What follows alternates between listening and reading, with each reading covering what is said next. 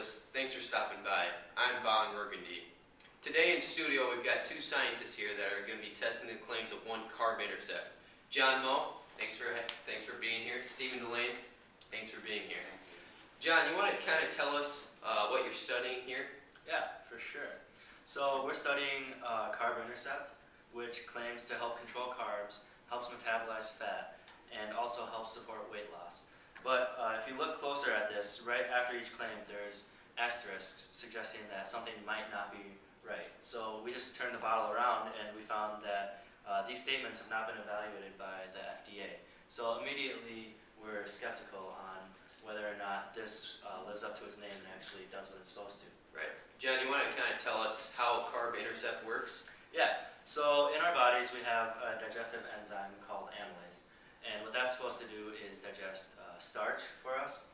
So what this CARB-intercept is supposed to do then is to inhibit that digestion so that the carbs can pass by and you can then eat as many carbs as you want and won't gain any weight. Right. Stephen, you want to tell us what your hypothesis is for this study? Well, Bon, our hypothesis is that CARB-intercept doesn't do exactly what it says and doesn't do it as efficiently as, it's marketed out to be. Okay. Coming up, star athlete Abby Bircher is currently dating Jake Thompson. You're not going to want to miss this. Oh, Veronica, that smells terrible. You're on live. Hello, Minneapolis. This is Bon Burgundy, reporting for the Channel 5 news team. If you were with us yesterday for the 5 o'clock news, you know that we are following up today on a study conducted by two scientists that we brought into the studio yesterday. So, without further ado, I'll send it over to Trick Bamlin in the laboratory of these scientists. Trick? Trick Bamlin here. I'm here in the lab with John and Stephen testing the claims of CARB-intercept. John, tell me what you're doing here. Okay, this is crazy stuff we're doing over here. So in order to test the claim, what we're doing is using qualitative and quantitative data. So our qualitative part's over here. We took the three solutions. We've got the starch right here, pure starch. Then we've got starch and amylase, and then we have starch, amylase, and CARB-intercept. So to each of these solutions, we take Lugol's iodide right here, which is an indicator, and we put that in each of the solutions to observe the color change. So starch, the pure starch is going to be a dark blue color, and then the starch and amylase, since the amylase will digest the starch, it's supposed to be a color like the Lugol's iodine, so we're expecting a yellow. And then this one with all three of it, if it lives up to the claim of CARB-intercept, then it'll be similar to our pure starch concentration. So it'll be bluish to dark blue. So we're hoping that it won't be a yellow color, because that means that CARB-intercept does not live up to its name. Thanks, John. Steve, show me what you're doing here. I will, Trick, I will. So, what we're going to do is we have 100% concentration right here. And we have 6 milliliters of that in here. And then we're going to put 3 milliliters in each of the following test tubes. And we're going to take 3 milliliters out of here, put it in there, and then do the same for all of the rest of the test tubes to find, be able to put it in the spectrometer. So we're going to take one of them, put it in the spectrometer to find the absorbance. And then we take that out, find the number, and we're going to plot it into a table. That table then is going to give us a graph, and a linear graph, so that we can compare our 3 solutions over there to find the concentration of starch. So we take the, we're going to compare the Starch and amylase. starch, that's what that is, starch and amylase, and compare it to the linear graph, and we're going to do that the same with the, John? Starch, amylase, and CARB-intercept.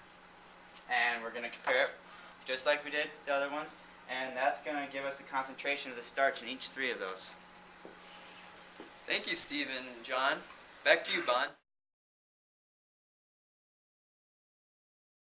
Good evening, Minneapolis. This is Bon Burgundy. I'm reporting for the Channel 5 news team.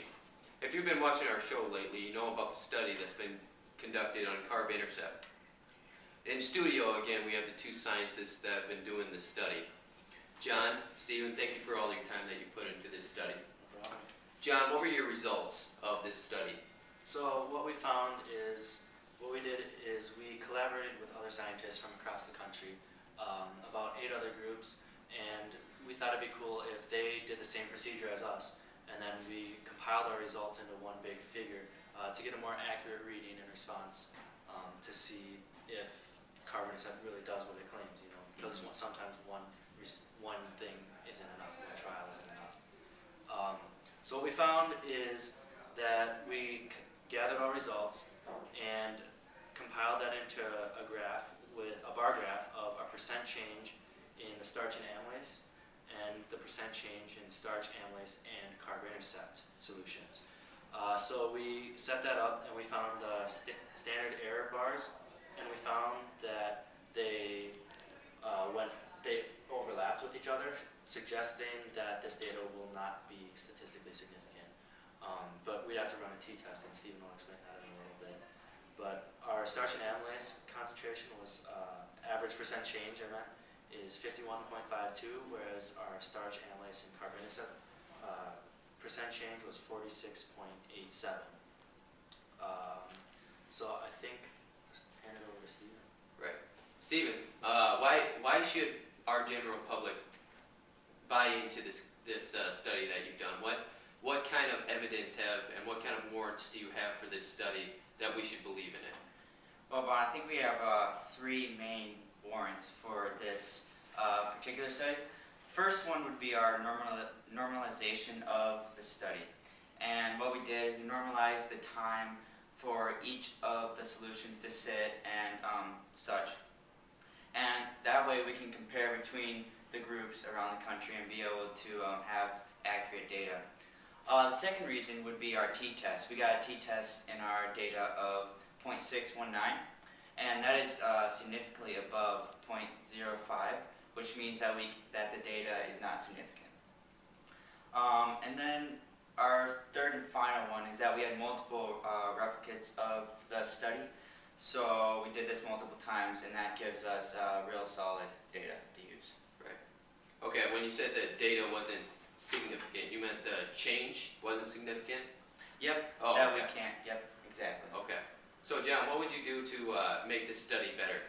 Well, the more tests and trials, the better, obviously. So maybe we go worldwide, we go global. You know, have people from all over the country test this, and then compile all those results. You know, getting rid of the extraneous variables and the ones that don't make sense. So we'll compile a better, more accurate results.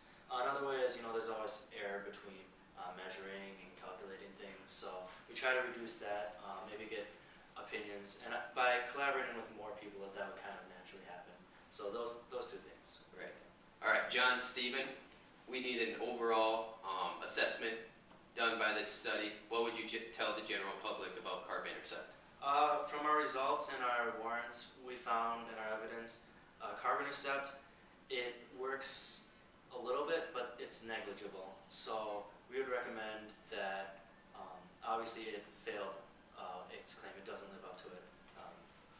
It doesn't work, but maybe if you find another thing similar to it that is FDA approved, has gone through these tests, that would work.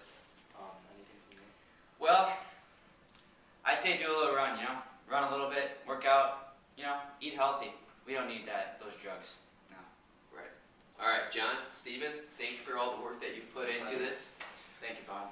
That wraps up our 5 o'clock news. You stay classy, Minneapolis.